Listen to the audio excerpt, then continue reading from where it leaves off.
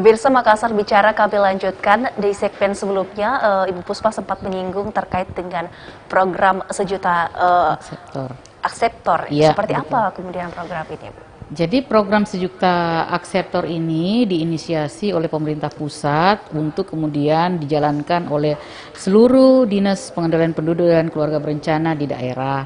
Nah, khusus di Makassar memang kita memang prihatin dengan kondisi pandemi ini, di mana masyarakat masih banyak yang khawatir untuk bisa datang ke pusat layanan, khususnya puskesmas misalnya ya, untuk bisa mendapatkan pelayanan kontrasepsi atau pelayanan KB.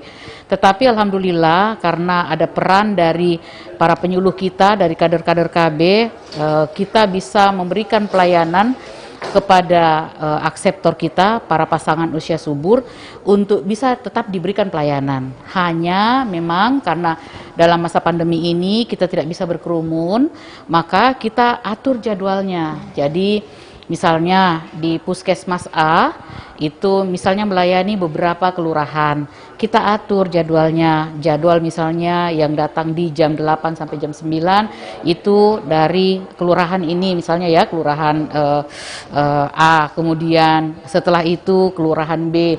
Jadi kita tetap memberikan pelayanan kepada masyarakat, tetapi tidak melupakan bahwa kita harus mengedepankan protokol kesehatan, tetap menjaga agar tidak terjadi kerumunan dengan mengatur jadwal pelayanan kepada masyarakat. Itu salah satu cara kami agar tetap bisa memberikan pelayanan kepada masyarakat, khususnya pelayanan KB, dan tetap juga menjaga protokol kesehatan. Ya, sejauh ini ya Bu, dari 29 Juni kemarin program sejuta sektor ini menyasar di Kota Makassar untuk apakah hanya untuk pasangan muda saja dalam waktu umur subur atau seperti apa? Ya, jadi kan kita memang menyasar khusus untuk pasangan usia subur. Istilah kita adalah pasangan usia subur. Jadi jika masuk dalam golongan pasangan usia subur, maka itu menjadi sasaran kita, dan alhamdulillah para kader penyuluh KB itu bisa merekrut masyarakat kita untuk bisa menggunakan alat kontrasepsi, bahkan memberikan edukasi kepada pasangan usia subur untuk tetap melanjutkan penggunaan alat kontrasepsinya.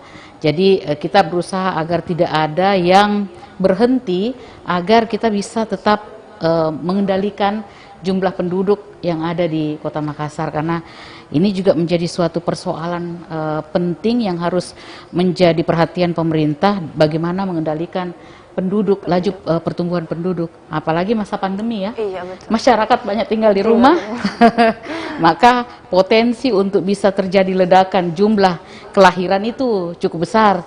Maka kami dari Dinas Pengendalian Penduduk dan Keluarga Berencana harus ikut serta masuk ke dalamnya, mencoba untuk bagaimana program DPPKB ini bisa sukses dengan merekrut akseptor yang berasal dari pasangan usia subur. Iya.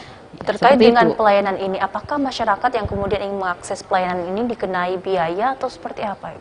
Oh, alhamdulillah pemerintah menyiapkan semua pelayanan itu dengan gratis, bahkan masyarakat itu dijemput dengan transportasi mobil akseptor yang kemudian diantar ke tempat pelayanan kita, bahkan didampingi oleh kader ataupun penyuluh KB. Jadi tidak ada lagi alasan sebenarnya masyarakat tidak dilayani, apalagi dengan adanya kader, adanya penyuluh KB, kemudian disiapkan sarana transportasi untuk bisa diantar ke pusat pelayanan, karena kita bekerja sama dengan seluruh puskesmas yang ada di Kota Makassar, kurang lebih 47 puskesmas itu siap untuk memberikan pelayanan kepada para akseptor yang akan menggunakan alat kontrasepsi. Ya, jadi seluruh puskesmas di Makassar Insya dan Allah. semuanya gratis, Iya, pemirsa. insya Allah. Bahkan ada rumah sakit.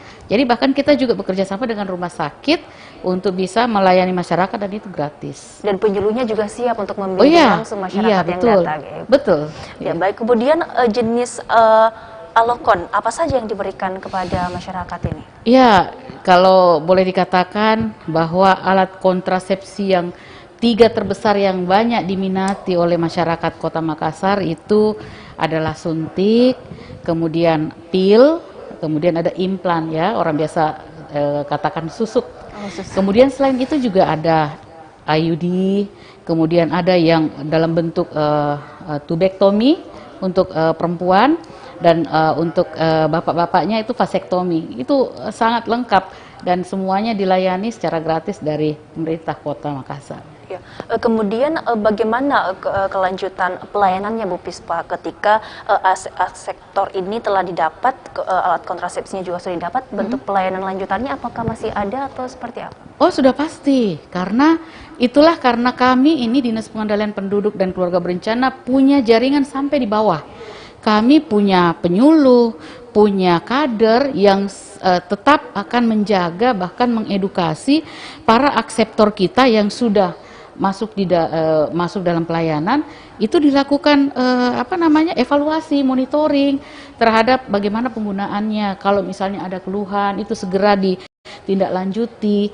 Bahkan karena kan ada salah satu tugas kami yaitu melakukan monitoring agar penggunaan alat kontrasepsi itu tetap berlanjut, tidak putus di tengah jalan.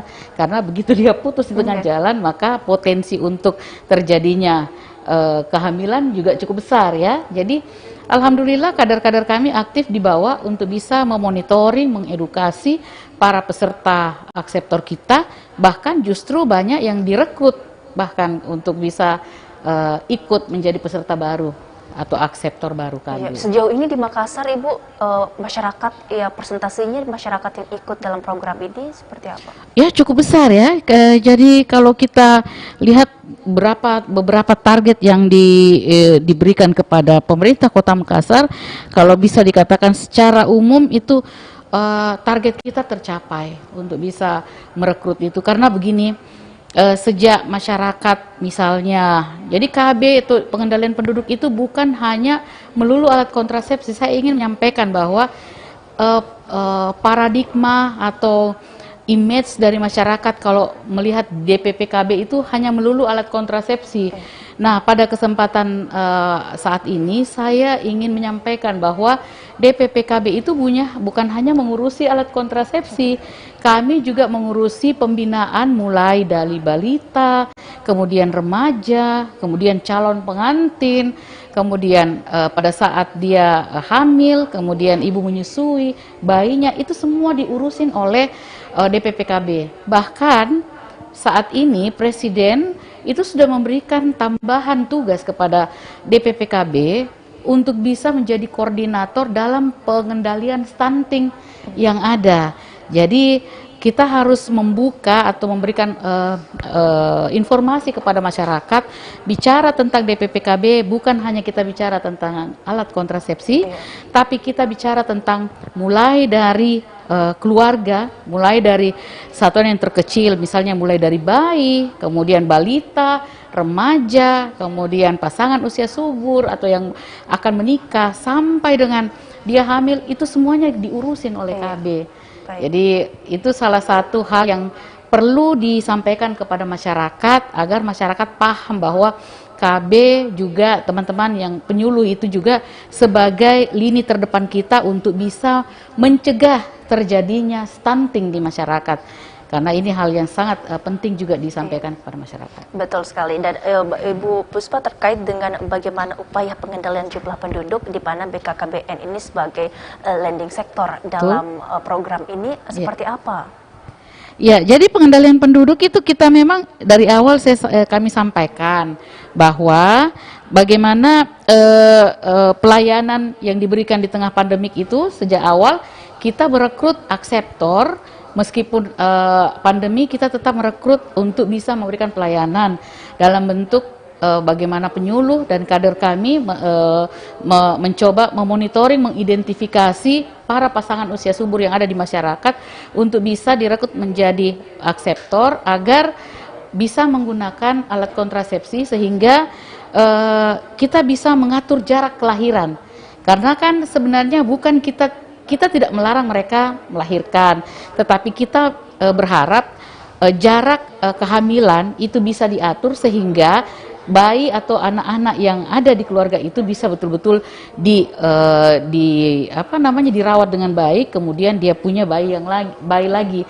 Karena kalau dia melahirkan jaraknya terlalu dekat, itu juga efek psikologis buat anak juga sangat besar, bahkan ke orang tua juga sebenarnya sangat besar, sehingga pengendalian penduduk memang perlu dilakukan untuk bisa menghasilkan generasi yang tangguh, karena kalau dia terpelihara dengan baik, dirawat dengan baik di keluarga, maka dia akan tumbuh menjadi anak-anak yang sehat dengan jiwa dan mentalnya juga sehat.